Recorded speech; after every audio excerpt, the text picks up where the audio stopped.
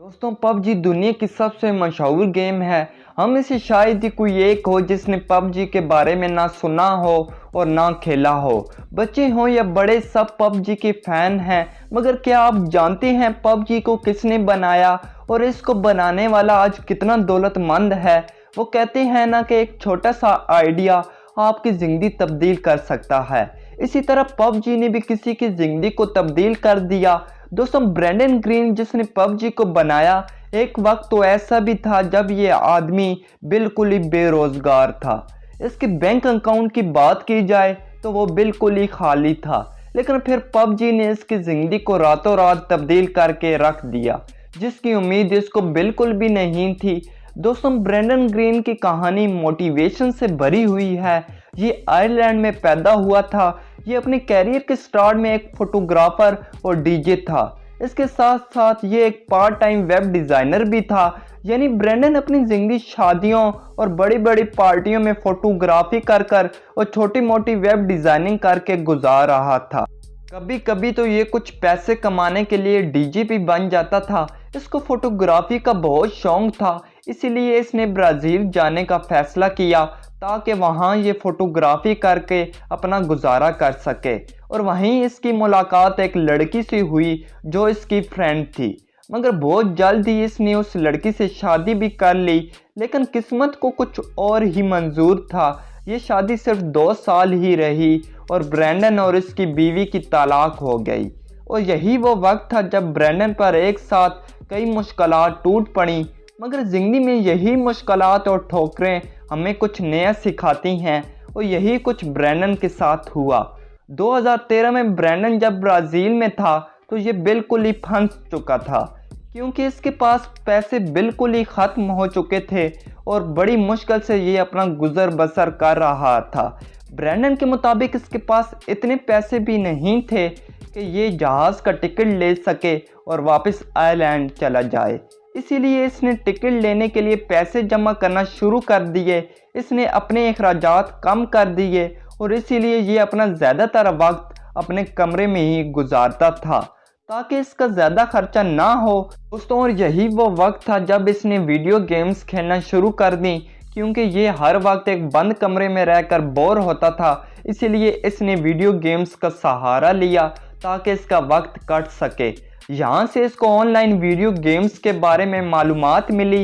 Brendon कोई game developer नहीं था, मगर इसका इंटरेस्ट इस तरफ बढ़ता चला गया। खैर 2014 में इसके पास इतने पैसे जमा हो गए कि ये टिकट ले सकता था। ये टिकट लेकर वापस आयरलैंड आ गया, लेकिन मुश्किलात का ये सिलसिला यहाँ भी ख़त्म नहीं हो सका। ब्रेंडन के पास पैसे ना होने के बराबर थे। इसका बैंक अकाउंट बिल्कुल ही खाली था और इसको कोई नौकरी भी नहीं मिल रही थी ताकि ये अपना गुजर बसर कर सके। यहाँ तक कि ये वेलफेयर के पैसों पर गुजारा करने पर मजबूर हो गया। यानी इसको आयरलैंड की हुकूमत ज़िंदगी गुजारने के लिए चंद पैसे देती थी, क्योंकि ये बेरोज़गार था और इसकी हालत किसी फ़कीर से कम नहीं थी। ब्रेंडन के लिए इसकी ज़िंदगी ख़त्म हो चुकी थी। ये तकरीबन 40 साल का हो चुका था और इसकी ज़िंदगी में नाकामियों और मुश्किलात के अलावा कुछ भी नहीं था, और इसकी तलाक भी हो चुकी थी। और अब ये अपने पेरेंट्स के छोटे से घर में रहता था। इसके पेरेंट्स ब्रेंडन के लिए सख्त परेशान थे। दोस्तों ब्रेंडन के पास करने को कुछ और नहीं था, तो इसने फ्री गेमिंग मोड्स बनाने शुरू कर दिए। ब्रेंडन को एक जापानीज़ फिल्म बैटल रॉयल बहुत पसंद थी। इस फिल्म में भी दिखाया गया था कि कुछ लोग कैसे एक जजीरे पर खुद को एक ज़ूंबी से बचाते हैं। फिल्म का ये कॉन्सेप्ट ब्रेंडन को बहुत पसंद आया। ब्रेंडन ने एक ऑनलाइन गेम आर्मा 2 में इसी फिल्म की कहानी से मुतासर होकर एक मोड बना लिया। इसके साथ साथ ये गेम्स की डिज़ाइनिंग और कोडिंग सीखना भी शुरू हो गया। ब्रेंडन की किस्मत अच्छी थी कि आर्मा 2 में इसने जो मोड बनाया था वो काफ़ी मशहूर हो गया, और ब्रेंडन को सोनी ऑनलाइन एंटरटेनमेंट नामी एक गेम कंपनी की तरफ से एक कॉल आई, जिसमें उन्होंने ब्रेंडन को एक जॉब ऑफर की। ब्रेंडन इस कॉल के आने के बाद बहुत खुश हो गया और फ़ौरन ये वेलफेयर ऑफिस गया और उसने उनसे कहा कि अब वेलफेयर के पैसों की ज़रूरत नहीं, क्योंकि मेरी जॉब एक गेमिंग कंपनी में लग गई है। सोनी ऑनलाइन एंटरटेनमेंट में ब्रेंडन ने 2 साल तक H1Z1 नामी एक गेम पर काम किया। 2016 में ब्रेंडन से एक South Korean company Blue Hole ने राब्ता किया और इसे अपनी एक बैटल गेम बनाने की पेशकश की। यूं ब्रेंडन साउथ कोरिया चला गया। पबजी का मतलब प्लेयर अननोन बैटल ग्राउंड होता है।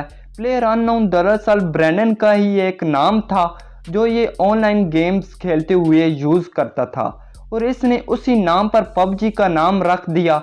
दिसंबर 2017 में पबजी को सिर्फ माइक्रोसॉफ्ट विंडो के लिए लॉन्च किया गया और 2018 में कुछ इम्प्रूवमेंट्स करते हुए प्ले स्टेशन और एक्सबॉक्स के लिए।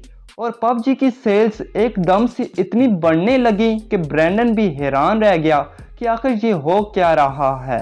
और यहीं से ब्रेंडन की एक नई जिंदगी स्टार्ट हुई। सिर्फ 1.5 साल में इस गेम की 5 करोड़ कॉपीज बिक चुकी थी और मोबाइल्स पर इसको 200 मिलियन से ज़्यादा लोग डाउनलोड कर चुके थे। दोस्तों, ब्रेंडन की ज़िंदगी को पबजी ने मुकम्मल तौर पर तब्दील कर दिया।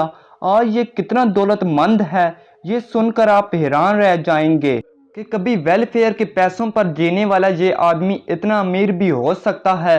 इसकी नेटवर्क आज $200 मिलियन से ज़्यादा है, यानी 20 करोड़ डॉलर्स है, जो पाकिस्तानी 3200 करोड़ रुपए बनते हैं। आज वही ब्रेंडन जो अपने पेरेंट्स के एक छोटे से घर में रहता था एक आलीशान महल में रहता है और 43 साल का हो चुका है। लेकिन हैरान कुन बात यह है कि इतना पैसा आने के बावजूद भी ये अभी भी एक सिंपल लाइफ गुजारता है। एक बिजनेसमैन को ब्रेंडन ने इंटरव्यू में बताया था कि उसने जो कुछ भी कमाया है वो अपने से ज़्यादा अपनी बेटी पर खर्च करना चाहता है। दोस्तों, ब्रेंडन की ज़िंदगी से एक बात तो वाज़ह है कि आपकी एज से कोई फ़र्क नहीं पड़ता। किसी वक्त भी एक छोटा सा आइडिया आपकी लाइफ चेंज कर सकता है। तो दोस्तों, ये थी एक कामयाब शख्स की कहानी। अगर वीडियो अच्छी लगी हो तो हमारा चैनल लेसन टेक्स्ट को सब्सक्राइब करना और वीडियो को लाइक करना ना भूलिएगा, क्योंकि आपका भाई हर रोज़ ऐसी इंफॉर्मेटिव वीडियोस अपलोड करता रहता है।